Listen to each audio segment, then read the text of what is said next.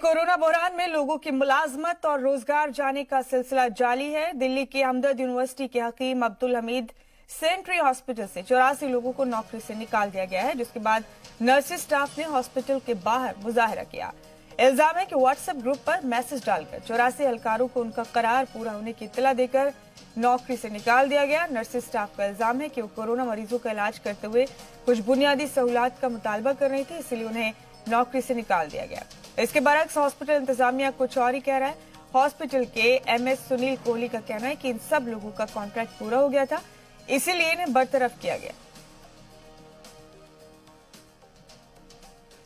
Offer किया है कि they can apply for reemployment and renew their contract provided they come before an appraisal board और an interview board where there उनकी जो performance है पिछले साल की वो असेस की जाएगी और उसके मुताबिक जो अच्छे बच्चे होंगे उनके कॉन्ट्रैक्ट रिन्यू किए जाएंगे विद पॉसिबली एनहांस सैलरी।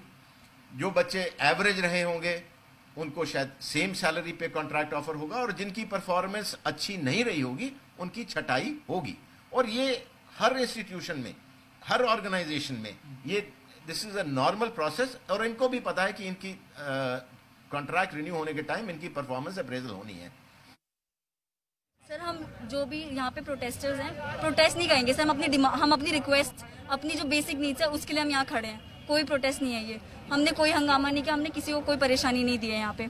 यहाँ पे जो स्टाफ है ना, ये सारे कॉन्ट्रैक्चुअल हैं। इनमें से सारे स्टाफ को रात को 11 तारीख को, 11 जून को, अब जुलाई को हम सबको एक ऑफिशियल नोटिस नहीं दिया।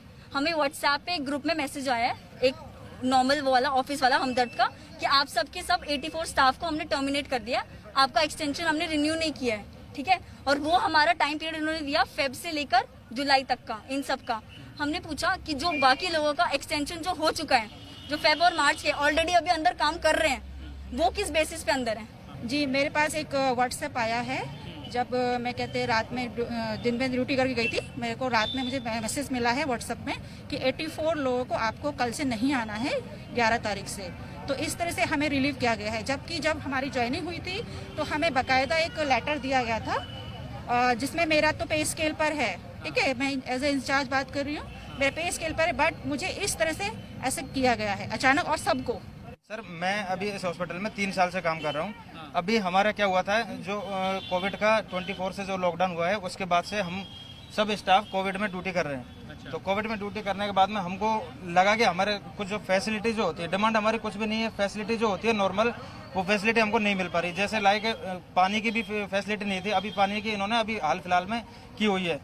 तो उसके बाद पीपी किट जो हमारी क्वालिटी थी वो इतनी हल्की थी कि हमारे जो हिस्सा था ये हिस्सा दिखता था। और हमको यहाँ से ड्यूटी करने के बाद मेन इशू ये था कि हम जब घर पे जाते थे, हमारे घर वाले, हमारे जो रिलेटिव हैं सब, वो भी उनको इन्फेक्शन होने का खतरा रहता है।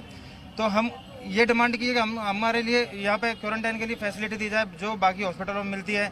तो सर, उसके लिए हमने ये बेसिक सैलरी के जो अलाउंस गवर्नमेंट ने, जो गवर्नमेंट गाइडलाइन ने जो दिया था सर, वो सैलरी हमको, उसका जो एक्सटेंशन मिलता था कि 300 रुपये जो भी है, वो हमको बिल्कुल भी नहीं दिया गया। 3 महीने हमको काम करते हुए हो गए। तो बस सर इतनी सी डिमांड मांगी थी हमने।